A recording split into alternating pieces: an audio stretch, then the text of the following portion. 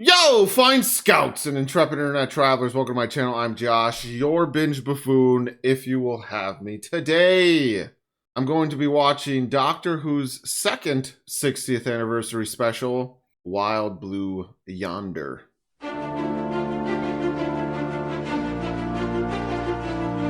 Yes, I'm a Whovian, and I have been for roughly 300 days. Earlier this year, I began my journey in the TARDIS via New Who. I have not seen any of Classic Who, but I binged all of Eccleston, Tennant, Smith, and Capaldi's tenures this past year. I started Jodie Whittaker's, who I really do love as an actress. But yeah, I don't know.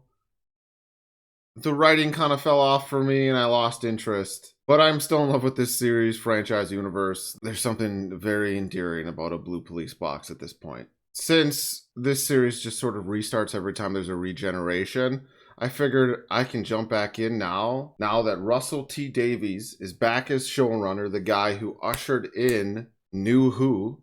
He's back alongside Tennant and Catherine Tate, and I have to watch. I love those two. So much so that I feel the full force of nostalgia as if I watched 15 years ago. And I didn't. I watched earlier this year, as I said. Last week, I debated watching The Star Beast on this channel. In retrospect, I'm glad I didn't. Not because I didn't enjoy it, but because I feel like if I did, I would have inevitably contributed to what is an exhaustingly contentious conversation online. Even though that sort of just describes the internet in general, that's better off left to just angrier people. I will say this. That episode had some truly contrived, forced, contradictory, confusing, and clumsy messaging, courtesy of arguably only a few lines. Though it's only a couple of lines, it sort of overshadows the whole episode, to the point where what they were going for almost becomes a parody of itself. And I don't think that does anyone any good. It's like yelling at someone when you're trying to have a civil conversation, which is basically what we seem to be incapable of on either side of the TV screen at this point. Fantastic. And I just kind of contributed to that conversation. Yeah, I mean, whatever. The nonsensical line and sort of simple solution to the meta crisis issue was underwhelming, but outside of that, a very OP sonic screwdriver. And also thought the intro, the recap with Tennant just sort of standing in the ether, and then we cut to Catherine Tate on the computer, that was super awkward. And I don't know if it was necessary, but whatever. Outside of that, I thought The Star Beast was super fun. And it felt like Doctor Who. And now they have that Disney budget. It felt like my TV screen had gotten larger. The TARDIS sure as hell has. It's massive. And I'm really excited for the future of Doctor Who because this does vaguely seem like a return to form. I don't want to be too premature in saying that, but it does. Maybe that's just because who we have behind and in front of the camera at this point. I know Tennant will be gone soon again. But now the Doctor and Donna are headed to God knows where in the TARDIS. In this episode, Wild Blue Yonder. So let's just get into it. Before I say other things, I'll probably want to cut out of this in the edit. Reaction channel. Let's ride the coattails of other people's art. England 1666. Why? I think I shall hie me to yonder apple tree, there to contemplate the mysteries of God's universe. Oh, this is silly. Until you've had a very good idea, sir. I shan't. This guy's extremely happy. Of course. Whoa! And, wait, who's the guy who an apple hit his head and he thought, I know this. Oh, this is him right here. Sorry, we're just slightly out of control. I need to know the history of this dude. It's Isaac Newton. He did have a very good idea. Like Merdi said. Tell me what year this is? It's 1666. Oh, stay away from London. Apple tree, apple. Yeah. Okay, yeah. See, Are you Sir Isaac Newton? yeah, he is. I didn't know they were gonna spell it out for us. You can appreciate The gravity of the situation. What was that delightful word? Oh my god! I love it when we do this in time travel stuff. Mavity. Mavity? Oh no. I mean, it's the grandfather paradox, right? Even though we said Mavity, not gravity. The new intro is interesting. Also, what's his name? Murray Gold, who does the music, is back. And he's amazing. Oi.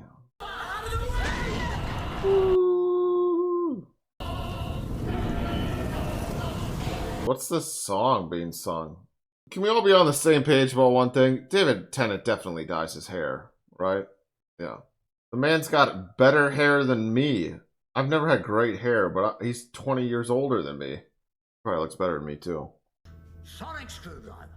And a non-sonic screwdriver. Okay. I think a non-sonic screwdriver is called a Yeah.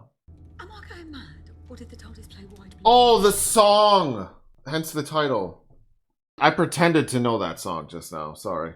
It sounds all jaunty and fun, but it's not. It's a war. It's a military guy. Yeah, okay, I do know that song. The Sonic really can just do anything. That's kind of frustrating sometimes because it means the writers can write themselves into a corner and just be, well, we can get out of this corner with the sonic screwdriver. That is fun. Let's just see. It really does feel like we're picking up where kind of these two left off if we ignore the entire arc at the end of time. Or whatever that episode is where Rose goes to the alternate universe. We can take it up. Or we can... It just looks wild. Wherever we are, could be worse. I feel like it's probably... We've got lights. We've got Mavity! Oh, the subtitles ruined that for me, but I wonder if they keep that up for the foreseeable future, Mavity. Was it me, or was Isaac Newton hot? Yeah, He was, wasn't he? He was so hot. Yeah, that was strange. Artist ran away. I saw the clip of this. TARDIS back, can't you use a sonic? It was in the keyhole. Oh, that's right. If the TARDIS is in danger, it goes away. Okay. Goes where? Anyway, and it only comes back once the danger is To gone. defeat whatever is... There's something on this ship that's so bad the TARDIS ran away. We go and kick it! Arse. Is it gonna be the Meg? She said it's not a war song. It's jolly. Oh, yikes. Fenslaw? No, the TARDIS translates for me. I thought you knew 27 million languages. I know 57,205,000,205, but not this one. I kind of feel like that was an exaggeration, but okay. Your car, milady. Thank you, Parker. The CGI isn't bad in this episode, but it is goofy. It's like really goofy CGI, but like it feels like it's supposed to look that way. Hello, Jimbo. I'm the doctor. This is Donna. We need help. We need to. I feel like he's. I feel like. A very old robot out of storage to walk very slowly down a very long corridor. Interesting. Stay there, Jimbo. No sudden I moves. feel like Jimbo's gonna save them in the end. Well, definitely a spaceship. Someone opened an airlock door 3 years ago. There's a camera. Okay, this looks really good. But if we're in space, there's no stars. So didn't the synopsis say something about the end of the universe they end up at? Fell through a wormhole Oh, or another universe. to the edge of the universe. Edge, okay. The universe is everything, and the concept of an everything having an edge is kind of impossible. But that's the language Right, that of the doesn't. 21st century Earth, and you don't know anything yet. You're a flat universer, Doctor. So where's the light? It just hasn't reached us yet. Take 100 trillion years to reach your house. This is a really ominous way Never been this far. to give us exposition right now. Holy shit. Or to set the scene. Right on the edge. Really good, actually. I like it. No one ever has. Not ever. Good, it's the 60th anniversary. We had to do something that no one's ever done before, especially something you've never done before. That's an airlock door that opened 3 years ago. And closed. I liked how they stopped all the music there. Okay, so Jimbo's bad, right? Jimbo's gone. Jimbo's the villain. Dude, what is going on? No, there he is. And he moved one step. A countdown or instructions. What? Is the Isaac Newton bit going to tie into this episode at all, or was that just a fun thing to change gravity to Mavity? I'm fine with the latter. I'm just wondering if that's going to surprise us in some way. Come back around.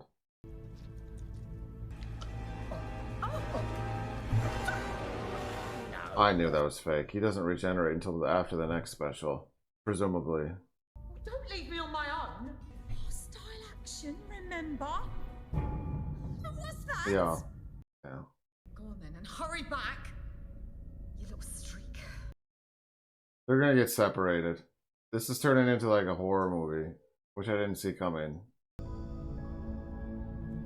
And she even exhaled and it was cold like a ghost. Cold? I think so. Like there's a ghost around. Is this actually him? This seems weird. This seems weird. I wonder how long they'll wait. Oh, it is. Okay. Okay. Waiting for the TARDIS to come back. It's a time machine. They won't have to wait. And then time will pass. Then tell them that. Yeah, okay. He'll keep going back. Every single day. He's nice. You know, he's lovely. John does seem lovely. I hope you get to know him. He won't. Oh, it isn't him! It isn't him! It isn't him! It's getting cold. This isn't her! This isn't her! He's lovely, Wilf. Such a nice man. I'd love to see him again. This is so Fantastic. weird. R.I.P. Bernard Cribbins, though. Maybe it lands on some outcrop by the sea. Then they build a city all around it. All get swept away. And there's the TARDIS Definitely happened before. by the sea. She's the only thing I've got left. That I liked. That was really well written. These interactions I like. They have food. My arms are too long. Yeah. Oh, we get hungry, don't we? Because now whatever it is is able to take the form of someone else or something else, and they're what the. That's good in most circles.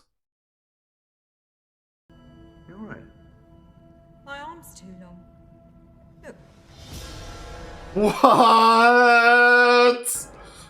What? Are you Donna? No. Oh my god. That kind of would have been creepier if we just heard him going, hey, we didn't know, but we know. This is weird. Why, but the arms are so very different. Oh, for him to take shape. Okay, this isn't good. This would never be good in any sport. They're like, what's the one Pokemon that can become you? Ditto. Then I have a problem with the jaw.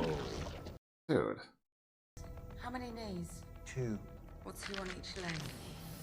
Jeez. This is so horrific in a way that's also appropriate for children, and that's good. Because this is for the family. What the That's wild. I didn't expect this to be the episode. What?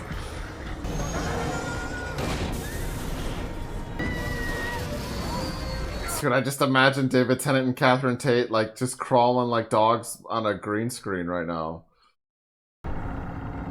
Wow. That'd give me nightmares if I was a kid, actually. Maybe not. I still have nightmares though, but they're... never mind. It's strange enough, my face coming back, but not this big. Okay, so they're just something that creatures at the edge of the universe. No concept of shape or size. At the okay, because I used to complain about that watching Venom films. He said, where's the extra mass come from?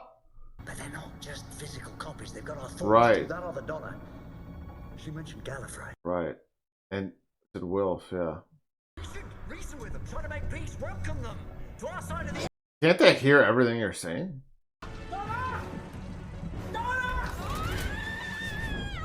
Well, I said they were gonna get separated.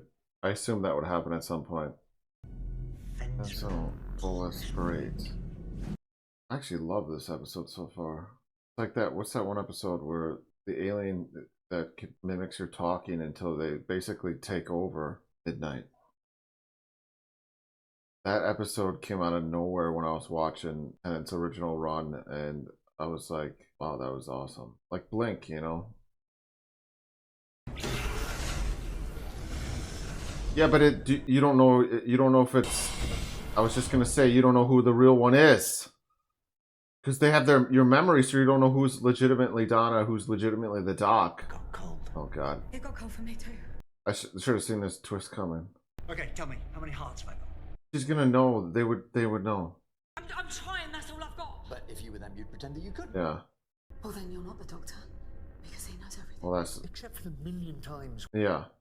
Reptile. What's that You gonna can't. They might have a different perception of surface. Skin and clothes might be the same thing. That's a good point. do? Strange little fact. I was born in South He probably wouldn't know that. Yeah, but I didn't know that because I never did. Yeah. So where are you from? All four of us know it's Gallifrey. It's not. Oh yeah, because this is the timeless child stuff. You don't know where you're from. Okay, yeah. So they're just making this is their way of being like, okay, yes, the timeless child is canon, and we're not retconning that. I've had 15 years without you, and I saw everything that's happened to you Oh, since, wow. and oh my god, it hurt. The flux. It destroyed half the universe because of me. It wasn't your fault. I know! All those years, I missed you. It isn't. I was gonna say. I'm definitely Donna. Where's your time? What? Your tie, where's it gone? I took it off. But it's not on the. It was there. No, it isn't. Yeah, yeah. Good for her.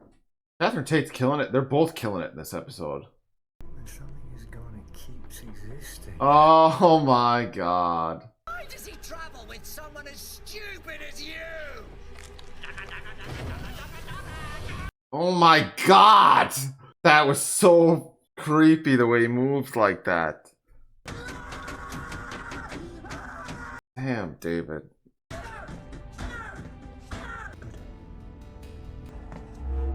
Whew. Real quick, of course they're not reckoning stuff that happened with the last Doctor. Of course they're not. Of my life, but Oh, quite good. I can't argue. I just want to. I love Catherine Tate. Donna does not think she's stupid. Donna thinks she's stupid, and sometimes she thinks she's brilliant. Yeah. Yeah. Because that's the astonishing thing about people. That's exactly how I feel about myself as well, yeah. Different things at exactly the Yeah. same time. Oh, they wouldn't know that. Rainbow. Girl. Thank God. Nice. Salt! You can't cross salt. What are they, demons? Vampires, demons, and ghosts cannot cross a line Yeah. of salt until they've counted every Oh, he's just gonna confuse because they don't know. Yeah, they would It's a superstition, and it's true. do things at Two once. things at Yeah, he's just gonna try and confuse them to the point where they're not gonna take any chances. But if they have their memories, wouldn't they know this? Cross the line. Or count. I like this a lot. He's just gonna count. They're becoming us properly. I just wonder why. Interesting. The TARDIS will come back for us. They can be. Completely ours. The TARDIS will come back for them. Oh my God. Boiling universe. We'll want to travel there to play your vicious games and win. Play your vicious games and win. And we had to start. Things we felt, they shaped us, carrying across the dark. We could hear your lives. I was just gonna say, we started with the war tune. Fury and hate. Love letters don't travel very far. Do your life. What are you guys, though? Just evil dittos who are acclimatizing to existence. Just dittos having an existential crisis. I don't fucking. This is wild. 10 minutes ago, they'd have ripped that door off its hinges. Now they're just standing there. Because they're becoming. Yeah. Almost complete. Yeah, if they want to copy us, why don't they just sit in a corner and do it? Why terrorize us? Because the more you react, the more they can learn about you. Yeah. Am I right? Adrenaline, we think faster and faster and faster. It makes us easier to copy. Yeah. Donna, stop thinking. Just calm. Just cool. I never learned how to meditate. If we're slow, they can't read us. This sort of harkens back to what I was talking about in my intro about reacting to certain things in the ways that aren't advantageous to progress. This is crazy smart, this episode. Let me think. Yeah, they want you to. They want you to overthink. This episode's kind of a commentary on so many things.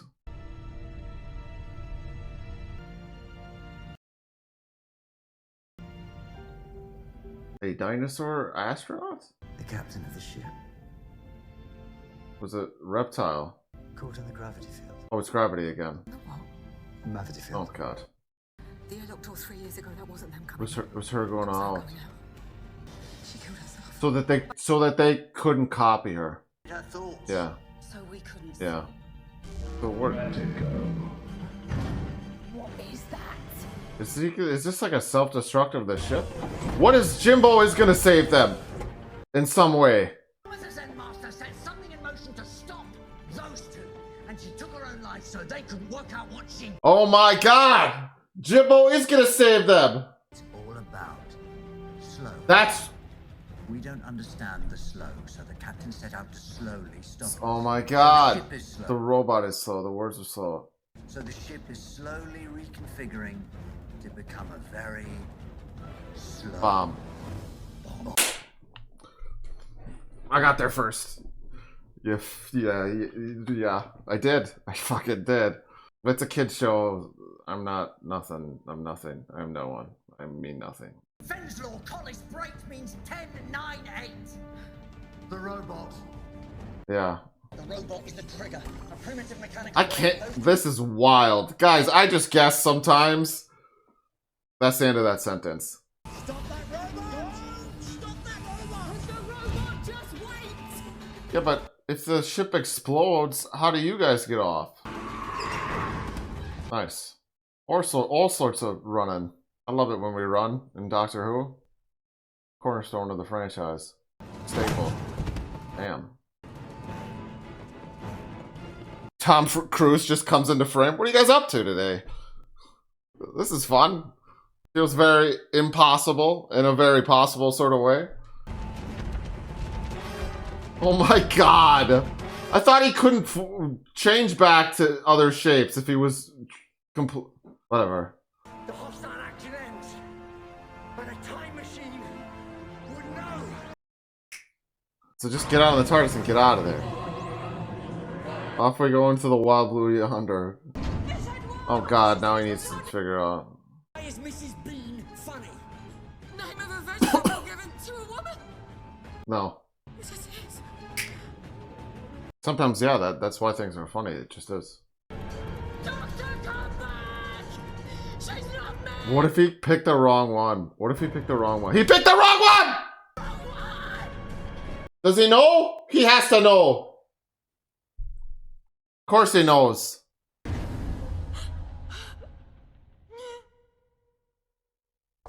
Dude, wait.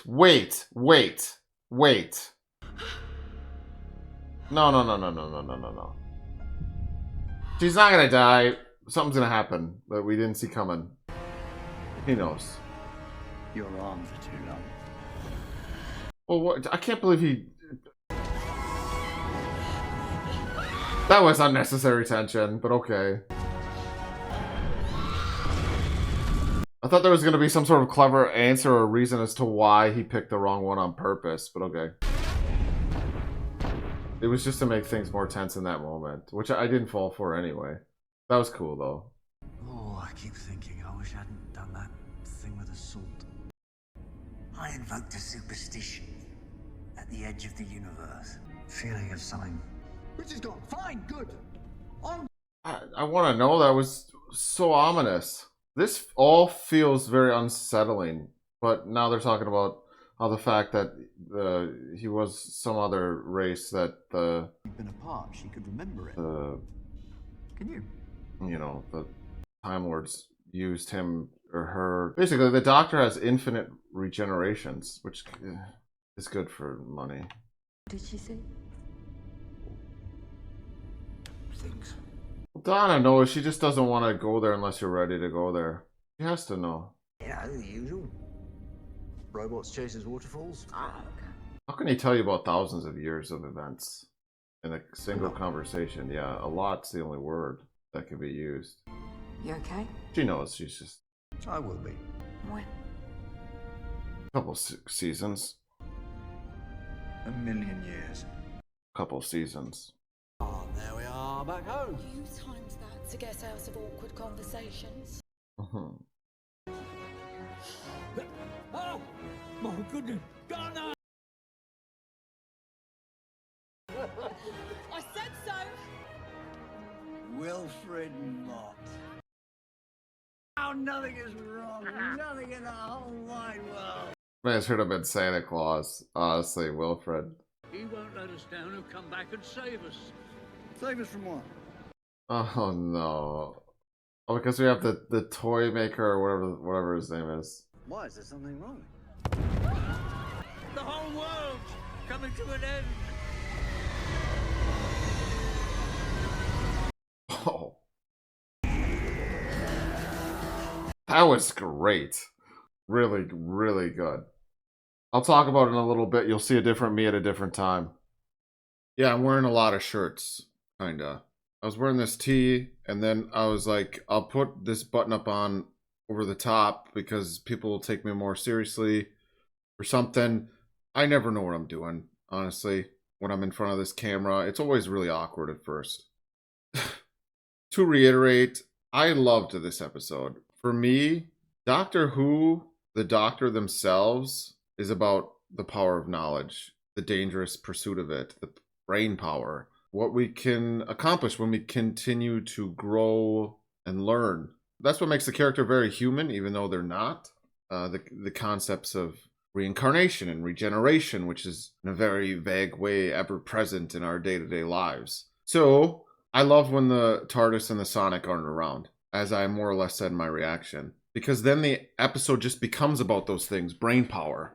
And it leads credence to the idea that anyone can be the Doctor. The same way characters like Batman make you feel capable. Maybe Batman's a bad example because he has billions of, or maybe just millions of dollars. I actually don't know what Bruce Wayne's net worth is.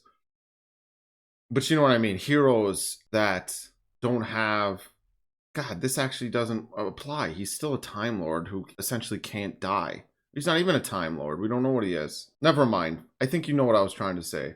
Regardless, when there's no Sonic, when there's no TARDIS, that's when the show is at its best for me. Because I feel like it's more inspiring, ultimately.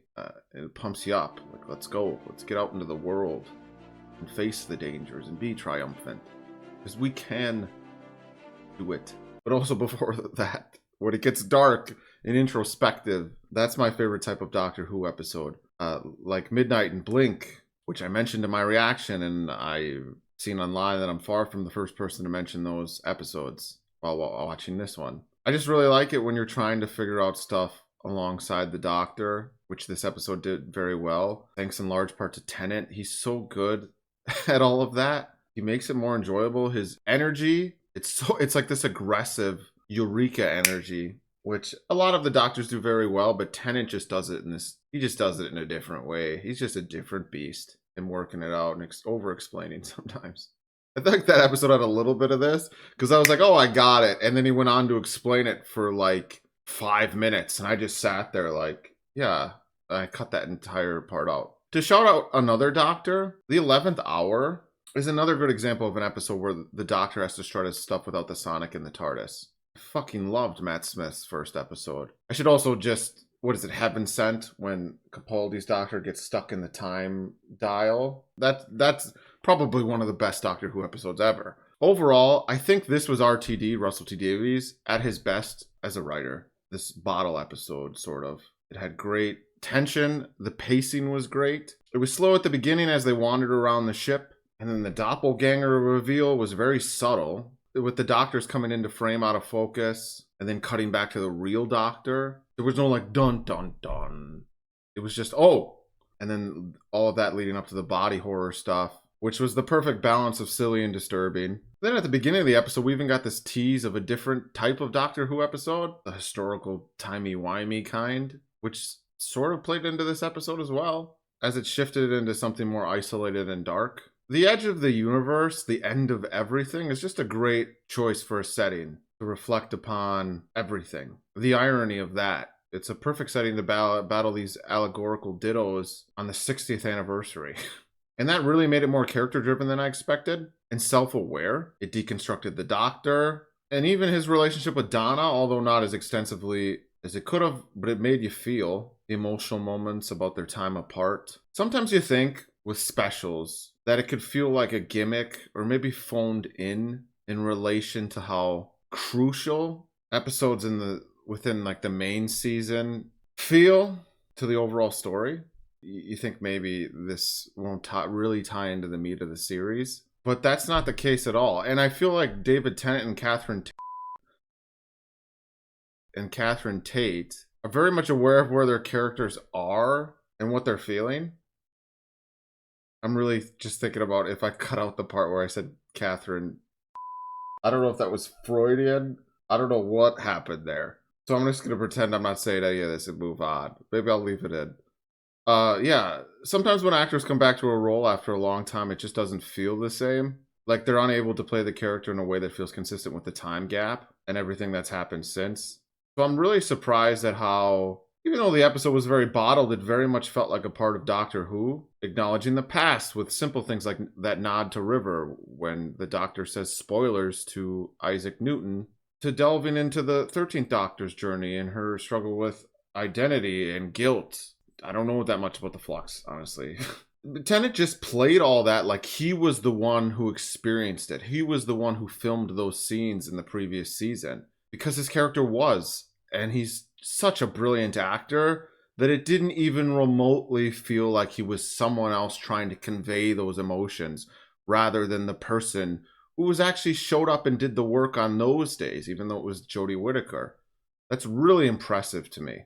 This episode just felt like a part of that story, part of the past, a part of the present, a part of the future, which is what Doctor Who is supposed to feel like. It should always feel relevant and important to the overall story, not within the confines of real life. You could argue these specials don't feel as grand as maybe they should for a 60th anniversary special, at least in comparison to like the 50th anniversary special. For me, I don't feel like things need to feel overly epic with the scope of their plot. What's epic about these specials is the return of Russell T Davies, David Tennant, Catherine Tate. And this special was more about showcasing the returning creatives and actors, more so than expanding upon the lore or featuring past Doctors like Matt Smith.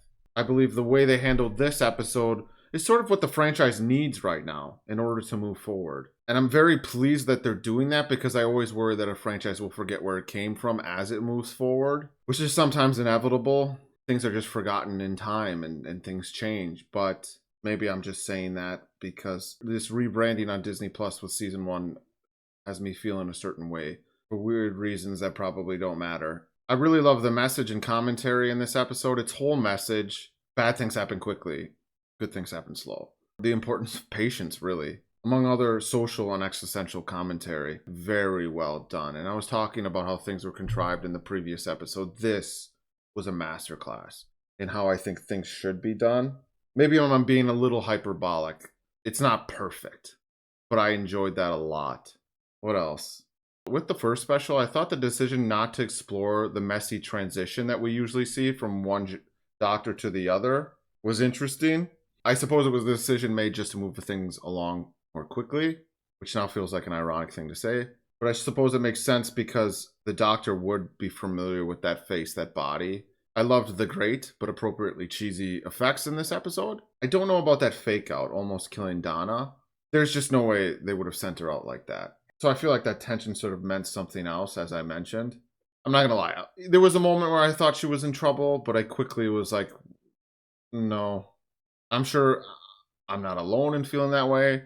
I'm also sure that other people probably really thought she was in trouble. As for a superstition at the edge of the universe, I have to imagine that's what caused all the mayhem at the end of the episode and what will result in empowering the Toymaker or something. Unless it results in something that reaches far further than the next special. I don't know.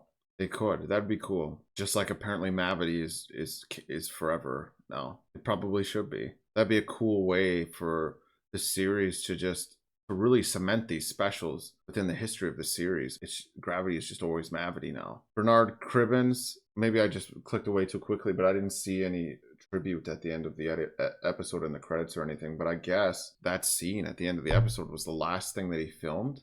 That's what I'm hearing, which is sad. Maybe we see more of him. But if that was his last scene, I mean, after the first special, people were posting edits and TikToks, YouTube shorts of of that scene where the doctor goes, I loved that man, or I love that man, present tense. And then it cuts to scenes from the end of time where he's like, I'd be very proud if you were my dad. That shit. So beautiful and really got me. And yeah, Wolf is just a dope character in this series. So yeah, I think this is Doctor Who at its best, this episode. I mean, it's not the best episode ever, but it's really, really good. As for future Doctor Who reactions on this channel, I have no idea what my plan is. I've been very ADHD with my approach to this channel, and I have so many things backlogged that take forever to edit, and that's time I really don't have right now. If this video does well, I'll make sure to watch the remaining specials on this channel, but that's all I can really say confidently right now. So that's all I have for this one. Big love to everyone who's bored enough to join me. Let me know your thoughts in the comments. Drive me off this platform if you must, otherwise like, subscribe. Dislike for cathartic reasons. Drink water, stay young, and remember, don't be an idiot, be a buffoon. Peace. I didn't like that I did that with my lips before I did peace.